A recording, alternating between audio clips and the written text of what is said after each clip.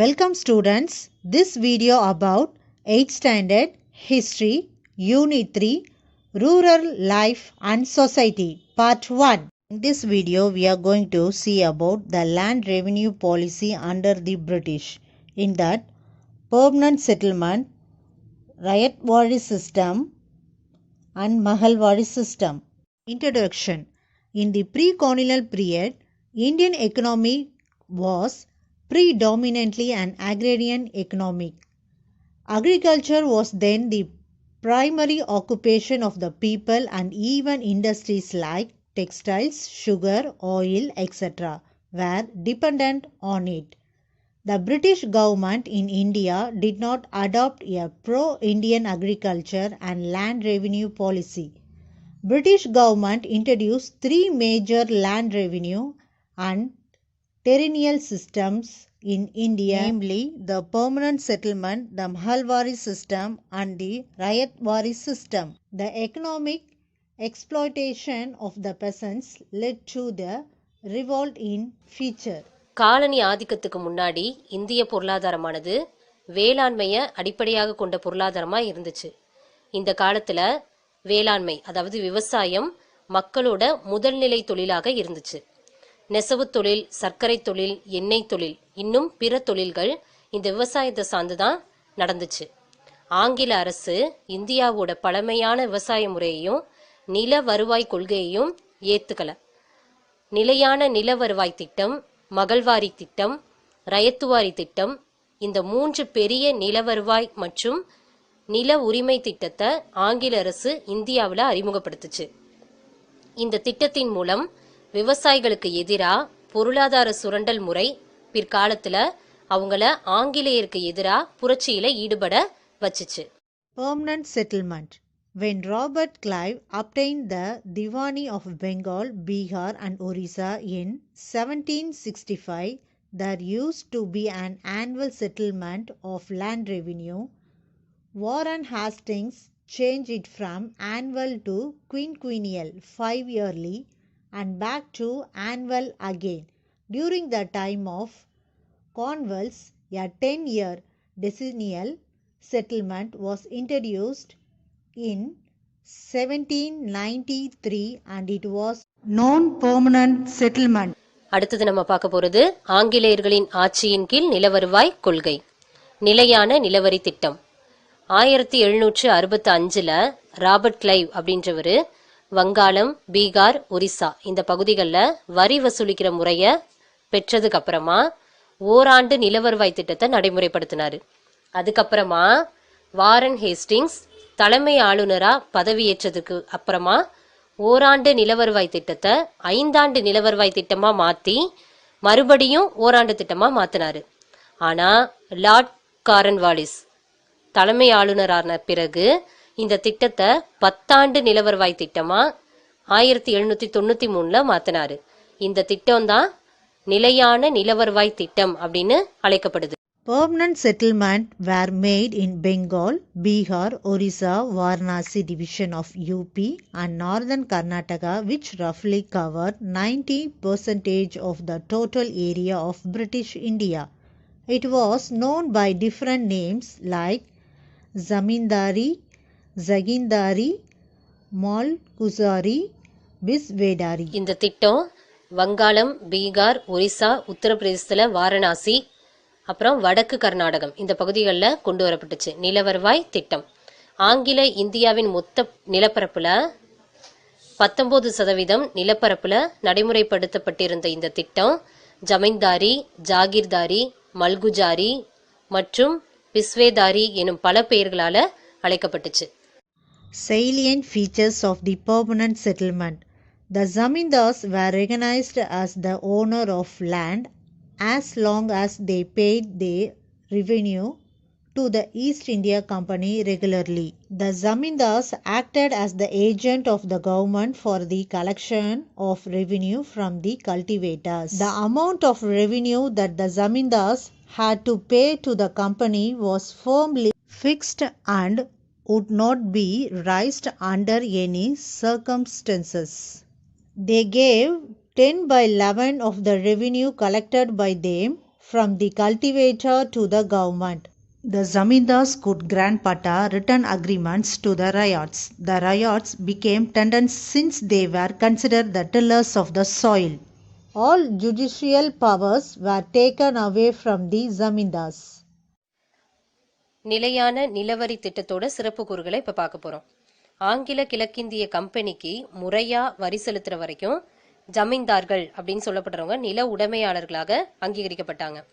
விவசாயிகள்ட்ட இருந்து வரிய வசூல் செய்யற அரசோட முகவர்களாக இந்த ஜமீன்தார்கள் செயல்பட்டு வந்தாங்க. ஜமீன்தார்கள் வணிக குழுவுக்கு கொடுத்துட்டு வந்த வரி நிலையா நிர்ணயிக்கப்பட்டு அது எந்த சூழ்நிலையுமே அதிகரிக்கப்பட மாட்டாது அப்படின்னு சொல்லி உறுதியளிக்கப்பட்டுச்சு. விவசாயிகள்ட்ட இருந்து வசூலித்த 11/10 பங்கு வரிய ஜமீன்தார்கள் பிரிட்டிஷ் அரசுக்கு கொடுத்துருவாங்க. ஜமீன்தார்கள் விவசாயிகளுக்கு பட்டா, அதாவது பட்டா அப்படின்னா ஒப்பந்தம், எழுதப்பட்ட ஒப்பந்தம்னு சொல்லுவாங்க. விவசாயிகளுக்கு பட்டா கொடுத்தாங்க. இத மூலமா விவசாயிகள் அந்த நிலத்தை உழுவுற வரைக்கும், அந்த உழுவுற காலம் வரைக்கும் அவங்க தான் குத்தகைதாரர்களாக இருந்தாங்க.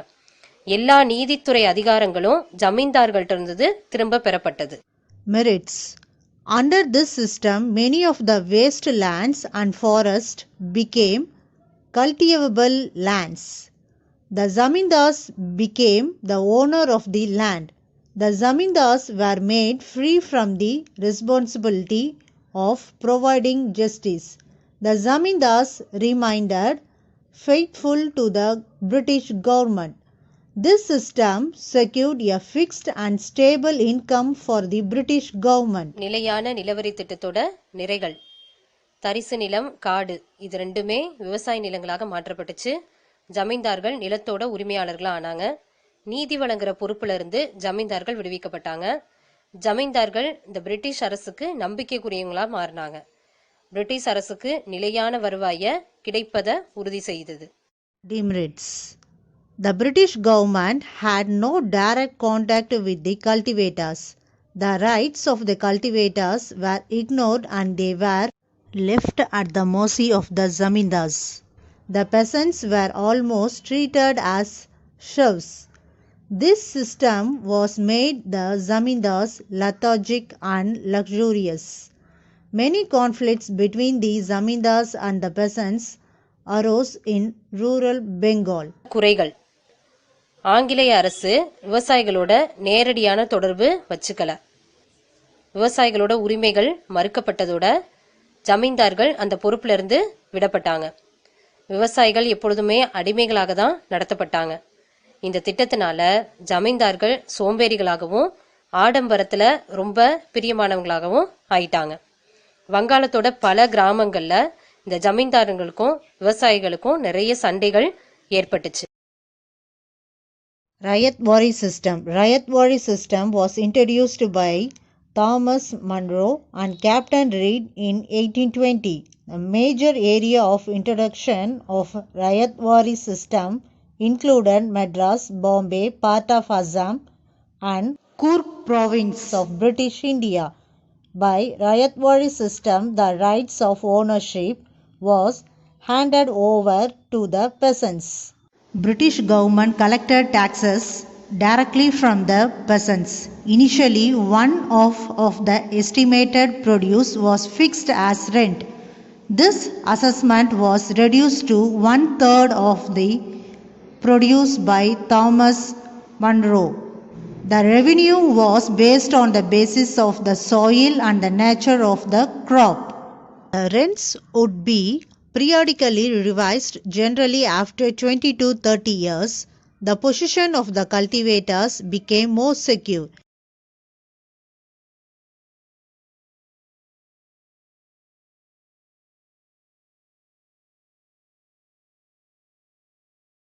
In this system, the settlement was made between the government and the ryots.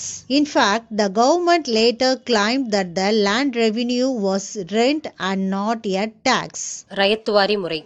இந்த ரயத்துவாரி முறை 1820 தாமஸ் மன்றோ, கேப்டன் ரீட் இவங்களால அறிமுகப்படுத்தப்பட்டுச்சு.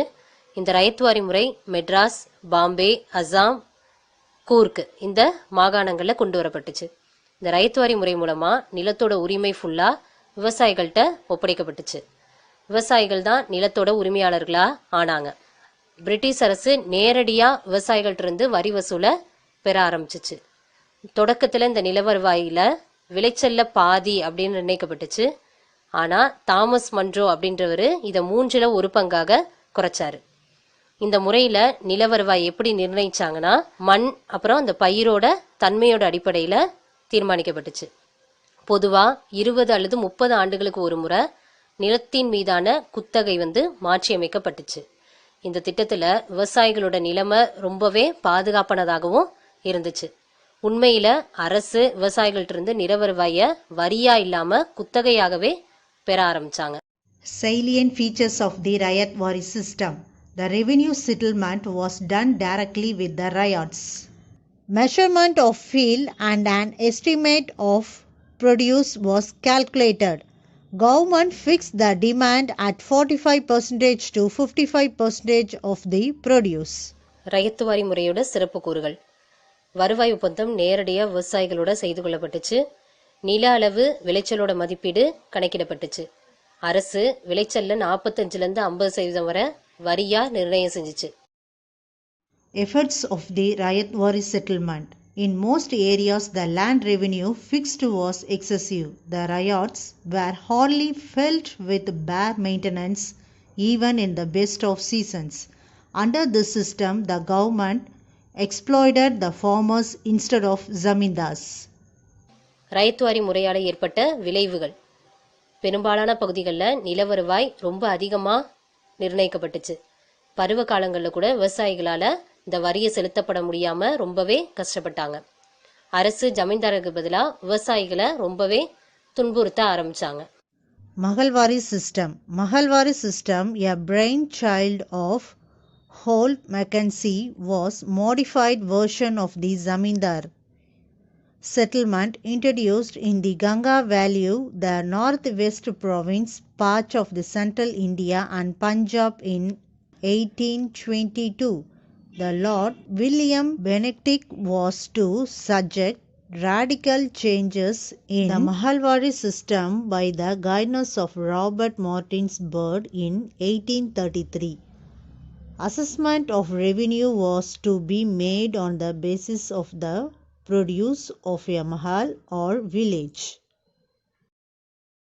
All the proprietors of the mahal were severally and jointly responsible for the payment of revenue. Initially, the state share was fixed to 2/3 of the gross produce. Bentinck therefore reduced to 50%.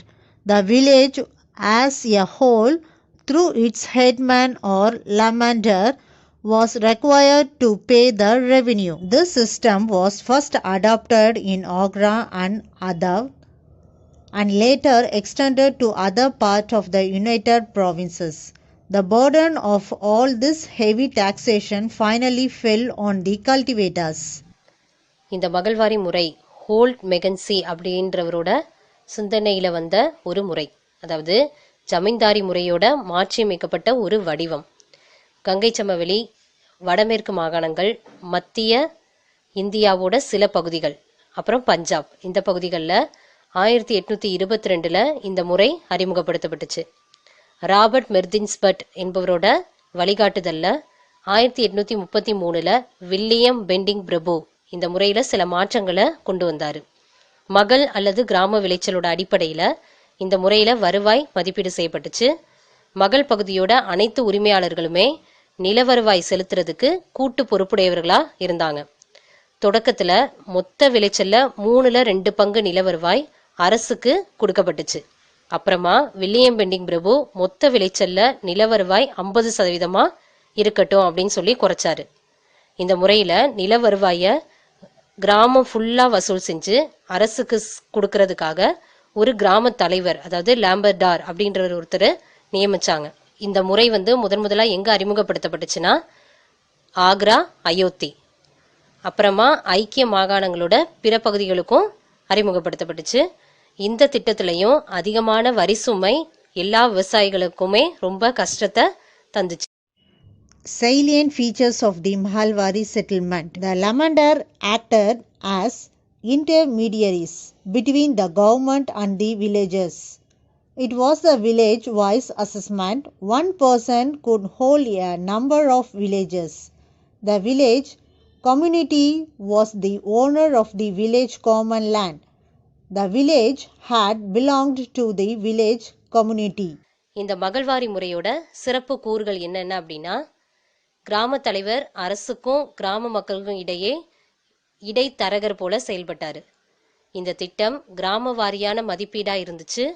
ஒரே நபர் பல கிராமங்களை தன்னோட வசம் வச்சிருக்கிறதாகவும் இருந்துச்சு. கிராம நிலங்களுக்கு கிராமத்தை சேர்ந்த சமுதாயத்தினரே உரிமையாளர்களா இருந்தாங்க. Effects of the Mahalwari settlement. The Lamandars enjoyed privileges which was misused for their self-interest. This system brought no benefit to the cultivators.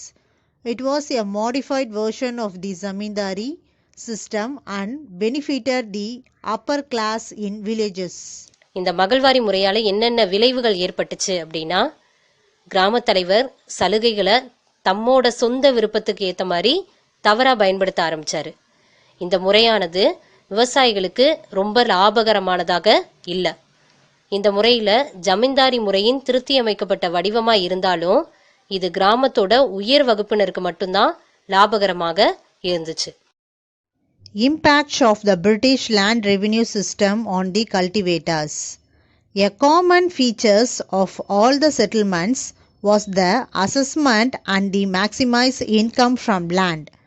It resulted in increasing land sales and dispossessions. விவசாயிகள் மீது ஆங்கில நிலவருவாய் முறையோட தாக்கங்கள். எல்லா நிலவரி முறைகளுமே பொதுவாக நிலத்திலிருந்து அதிகமான வருமானத்தை பெறுவதாக இருந்துச்சு. அதனால் என்னாச்சுன்னா நில விற்பனை அதிகரிச்சிச்சு, அதோட விவசாய தொழிலும் அழிய ஆரம்பிச்சிச்சு. The peasants were overburdened with taxation. Due to the tax burden and famines in general, the people suffered in poverty and burdened with debts. They had to seek the moneylenders who became rich and acquired lands from the peasants. விவசாயிகள் அதிக வரி விதிப்பினால பாதிக்கப்பட்டாங்க. இந்த அதிகமான வரிச்சுமையினால அவங்க பஞ்சத்தினால அடிபட்டு வறுமையிலையும் கடன் சுமையிலையும் ரொம்பவே அவதிப்பட்டாங்க. இதனால் விவசாயிகள் நிலத்தை விலைக்கு வாங்குறவங்கள்ட்டையும் வட்டிக்கு பணம் தருபவங்களையும் தேடி போனாங்க. வட்டிக்கு பணம் வெட்டுறவங்கலாம் விவசாயிகள்கிட்ட நிலத்தை வாங்கினதுனால அவங்க பெரிய பணக்காரர்களாக ஆயிட்டாங்க. The zamindars, moneylenders and lawyers exploited the poor peasants. இந்த ஜமீன்தார்கள், அப்புறம் மணி லெண்டர்ஸ், அதாவது வட்டிக்கு பணம் வெட்டுறவங்க, அப்புறம் லாயர்ஸ், வக்கீல், இவங்க எல்லாத்தாலையுமே இந்த ஏழை விவசாயிகள் அதிகமாகவே பாதிக்கப்பட்டாங்க. The stability and continuity of the Indian villages was shaken. இந்திய கிராமங்களுக்கான நிலைப்புத்தன்மையும் தொடர்ச்சியான நிலையும் அசைக்கப்பட்டுச்சு.